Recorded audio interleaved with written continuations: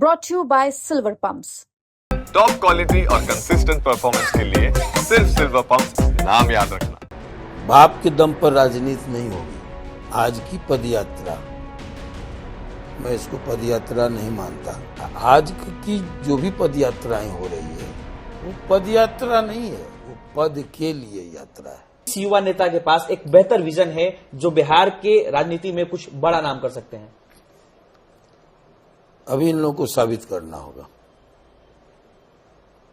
अभी साबित करना शेष है। इन लोगों को देख रहे हैं आप, जज कर रहे हैं इन लोगों को भी? हाँ, जज कर रहे हैं। हम सबके उज्जवल भविष्य की कामना करते हैं, लेकिन अभी इन लोगों को साबित करना होगा। बैसाखी के दम पर जिंदगी की रेस जीते नहीं जाते। बाप के दम पर राजनीति नहीं होगी। सिर्फ विरासत अगली राजनीति तय नहीं करेगा ना। वो ही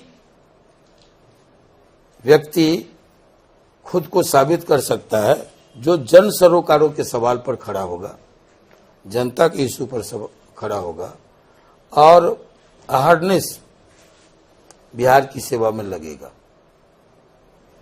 क्योंकि चेतन जात जी को आप तो काफी करीब से देख रहे हैं, वो भी राजनीति चल रहे हैं, तो एमएलए मैं व्यक्ति के बारे में नहीं कह रहा। मैं आप जिन नामों की चर्चा आपने की, 4-5 नाम, कन्हैया कुमार, तेजस्वी यादव, तो हमने कहा कि ये सबको साबित करना अभी शेष है। इन सब में एक कन्हैया कुमार ऐसे हैं जिनका राजनीतिक बैकग्राउंड बहुत ज्यादा नहीं रहा है। वो इन दिनों बिहार में यात्रा भी कर रहे हैं और सबसे मजे की बात कि इन दिनों आपके ही क्षेत्र से उनकी यात्रा गुजरी है, सहरसा से यात्रा गुजरी है, सीमांचल की तरफ में है। कन्हैया कुमार को कैसे देखते हैं, उनकी इस यात्रा को कैसे देख रहे हैं आप? यात्रा के बारे में कुछ जानकारी है?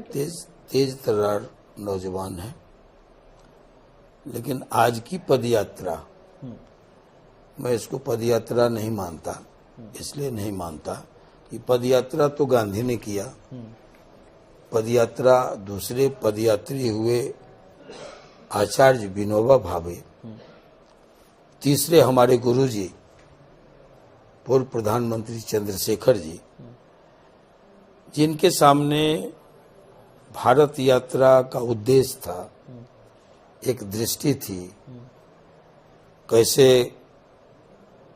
भारत को आगे भविष्य के भारत को सजाया संवारा जाए, ये सब था। उनके सामने, गांधी के सामने आजादी थी। आजादी के बाद विनोबा भावे के सामने जो सामाजिक चुनौतियां थी और भूमि समस्या थी, चंद्रशेखर जी के सामने भावी भारत के भविष्य को लेकर कि आगे की राजनीति कैसी हो, उन्होंने एक नई पौध दी देश भर में अपने शिष्यों की, उन्हीं में से हम लोग भी हैं। तो सबके सामने कोई उद्देश्य था। आज की जो भी पदयात्राएं हो रही है वो पदयात्रा नहीं है, वो पद के लिए यात्रा है। तो कन्हैया बिहार में पद के लिए यात्रा कर रहे हैं? सारे लोग, मैं एक व्यक्ति की बात नहीं करता, इसके पूर्व भी पदयात्री निकले थे। शांत किशोर भी, अभी जो भी हो आप नाम लीजिए, लेकिन जो भी है वो सबके सामने पद की यात्रा है, पद के लिए यात्रा है। यात्रा का नाम कन्हैया कुमार ने रखा है पलायन रोको नौकरी दो यात्रा। क्या लगता है कि इस यात्रा से कांग्रेस को, जहां वो हैं, जिस पार्टी में हैं, सबसे ज्यादा देश में बेकारी, भूख, बीमारी, महंगाई, भ्रष्टाचार उनकी देन है।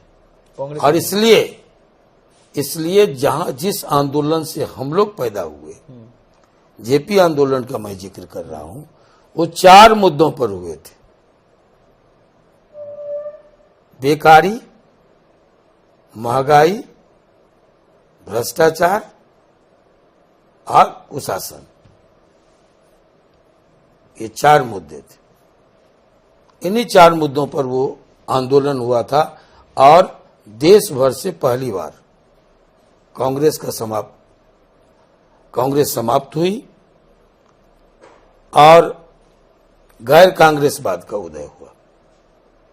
कन्हैया कुमार अब कांग्रेस को दोबारा लाना चाह रहे हैं बिहार में, सफल हो पाएंगे? त्रिया चरित्रम पुरखस्य भाग्यम दैवो न जानाति कुतो मनुष्य। ये नहीं कहा जा सकता है राजनीति में कि लोग डेड हो गए। अब जो सत्ता में बैठे लोग हैं वो अगर चूक करेंगे तो उस गलती का लाभ अपोजिशन लेगा। इसी का नाम लोकतंत्र है। लोग प्रयास करें, लेकिन अभी जो कुछ मैं देख रहा हूं दूर दूर तक कांग्रेस कहीं दिखाई नहीं पड़ती। बिहार में कांग्रेस नहीं है, दिखाई नहीं पड़ती। आरजेडी के साथ गठबंधन है उनका, क्या गठबंधन है। अब आप ही बता रहे हैं, ये जो खटपट के न्यूज आते रहते हैं